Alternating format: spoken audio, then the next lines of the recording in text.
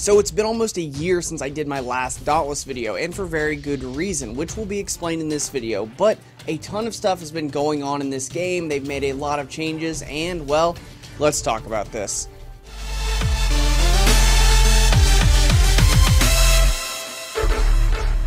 Hey everybody, before we get started, don't forget to check out our sponsor Boss Boxes, where you can get customizable boxes full of gamer goodies sent directly to your door.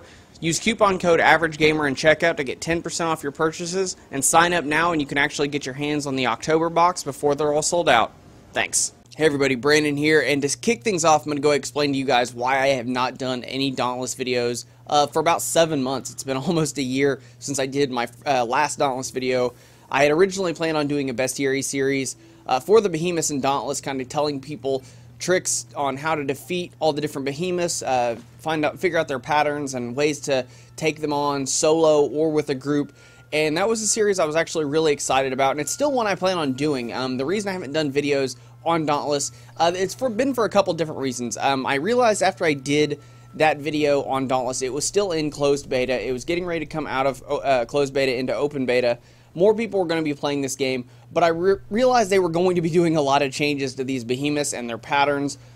And I didn't want to do anything then anymore after that, because I didn't want to take a chance on telling you guys something and then having that be stuck with you, and then you go to play the game and maybe they'd made a change and you guys are like, well, this wasn't in the video, what's going on? And I realized that, I mean, the Skarn, even the bestiary that I did was on the Skarn. They've already changed him quite a bit. He's a lot easier now than he was whenever I did that series, so I'm planning on still doing that. I'm giving the developers a little bit more time to figure out, or to finalize all the Behemoth patterns and stuff before I go setting things in stone and give you guys guides on how to defeat them. But a lot has been going on with this game, so I decided to do this video and kind of break down the state of the game right now and some of the new stuff that's happened with it. Now, right now, with it being the spooky season around Halloween, they got an event going on right now. It's the Dark Harvest event. The whole town's decked out in Halloween attire, and I mean, they've got a couple cool skins, a couple new emotes, landings that you can get in the shop. But as far as the event itself actually goes, I'm kind of disappointed, and I've noticed a lot of people in the community are a little bit disappointed with this. Not because it's really bad, it doesn't negatively affect the game's still fun. But with it being a Halloween event, we were kind of hoping for some kind of Halloween quest line or something along those lines to do with it being Halloween, so that, you know, not really necessarily something we have to buy, just something we can get in and have fun. It didn't even really have to be anything huge. It could have been something simple as unlocking an emote, or just a special kind of a Behemoth with maybe different stats, or just some kind of a different quest line for us to do as the event, for everybody to do together and to come together as a community during the Halloween event. And it kind of sucks there's nothing in there right now as far as that goes. Maybe when it gets a little closer to Halloween, they'll surprise us and they'll throw something in there. I'm hoping they kind of do. But the event itself is mostly just aesthetic. It looks kind of cool. The town looks really neat. And they've also just unleashed a new Behemoth into the game. Now, yesterday, as of doing this video, on the 24th, they dropped in the Rift Stalker, which is a new Behemoth, and he actually has a lot of really neat, different mechanics that a lot of the different Behemoths don't have in this game. He can pull you into these rifts, and he does it quite frequently, where you have to fight him on his own turf, and you have to guess which ones are his shadow clones, which one's the real him. You also have umbral energy balls that come flying out of these portals at you, and you got to be able to dodge them.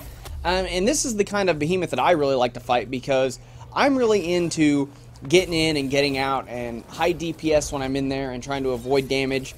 I don't really play as a tank too often in this game. I like to get in and get out and kind of pick them apart, and this is the kind of Behemoth that works really well for that, especially because the parts that you get from him for crafting, the armor does really well for stamina and really well for that kind of playstyle. So it actually works really good for the kind of stuff I like to do with this game. I'm planning on doing a bestiary series with Nathan on this one. This will probably be the next one we actually do, since it's the newest one.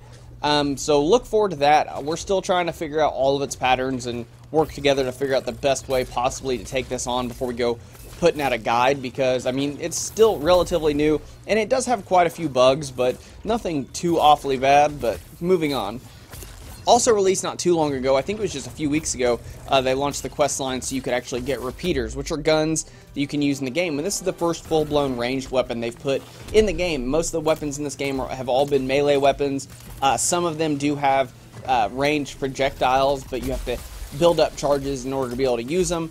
Similar to the war pike, I think that's my favorite weapon in the game right now, is that and the sword still. But this is the first ranged weapon, and in a way it's awesome, but in a way it's also been pretty aggravating, because you get a lot of people that are just doing these quest lines and they're all using repeaters, and the repeaters don't do as much damage as the melee weapons do. You can get them charged up and infused by getting close to the Behemoth whenever you reload, and that allows you to fire off charged shots, and you can upgrade your guns where they do significant damage if you're close enough. But you get a lot of people in the game, and you got like 3 people all wanting to use repeaters and stay far away from the Behemoth, and they're basically doing almost no damage to it, like 3 damage, 4 damage. I think the highest I've seen it go at any like good distance was maybe 40 damage, 50 damage. You gotta get pretty close with these repeaters in order to do damage, and you pretty much have to get close enough to the Behemoth to where if you're gonna get hit with the melee weapon, you're still gonna get hit with the repeater because of how much range these Behemoths have. So the repeaters are awesome. I do think they're a good addition to the game. I think they need a little bit of tweaking, so you don't have so many people just going with the repeaters, but that's just maybe my personal preference, and maybe because how small the community is right now. But moving on. And now for the last part of the video is just talking about the state of the game and the community, and this is the part that actually has me kind of sad. Not necessarily because of the community is great. This is probably the least toxic community I've ever dealt with in any game ever. I mean, I don't think I've dealt with a single toxic person in this entire game, and that's awesome. I mean, you can get into a game, and maybe if you're a new player, because I mean, I brought Nathan in a couple weeks ago. He just started playing, and I mean, when he was low level, he was coming on hunts with me and stuff, and even the other people weren't in my party were not getting upset with him for being low level and not doing as good. I mean, the community in this game is awesome, but it's not very big, and that to me is what's sad, because the developers are doing really good. They're real communicative. They talk with everybody, and they put a lot of work into the game, and they're doing a really good job. The game is a ton of fun, and it has massive potential. The problem is the community is small, and because this is a cooperative game, especially on some of the higher tier hunts, you need to have more than one person. It makes it kind of hard to get into hunts that you might need to do for either your daily quests, your weekly quests, or even some of the main quest line stories. Like, I've been trying to hunt some other monsters today and yesterday besides the Riftstalker, but because the Riftstalker's the new one, that's all anybody's hunting. And unless I'm going to solo some of these Behemoths, I can't really hunt them. And soloing some of them in Maelstrom, especially on Heroic, is pretty much impossible. I mean, I'm sure if I had much better gear, it'd be doable. Problem is, I can't get that better gear unless I hunt these Behemoths, and I can't hunt these Behemoths if nobody's going to be able to work with me. So that's the big downside about this game right now. I would like to see them hopefully bring this game over to Steam. I think it would benefit a lot. They don't even necessarily need to make it to where people can use their Steam logins. I've seen a lot of games in Steam where you have to still go make an account and log in with that account. You just download the game through Steam. Steam helps you get your game out there for more people. And I think this would benefit the game. I really do, because the fact that you cannot find this game unless you go to the website and download it, or you see my video or another YouTuber's video or a Twitch streamer streaming the game and go, what's that? I mean, you're not going to be able to find this game. I think if they put it on Steam, they would be getting a lot more players, and it would make the game a lot more enjoyable and a lot less of a sit and wait kind of thing, but that's just me. The game's awesome. I really do see it going places as long as the community can grow. But that's what worries me. I'm scared the community is not going to be able to grow very much unless they do something drastic with their marketing. So hopefully they find something to, pull this game out of the rut that it's in right now, so the community is a little bit bigger. But that's all the time I got for this one, though, guys. I just kind of wanted to give you guys my thoughts on Dauntless right now and its current state.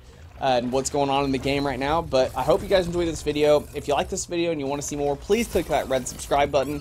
If you want to know anytime Nathan or I upload videos, please click that bell icon, and I will see you guys next time.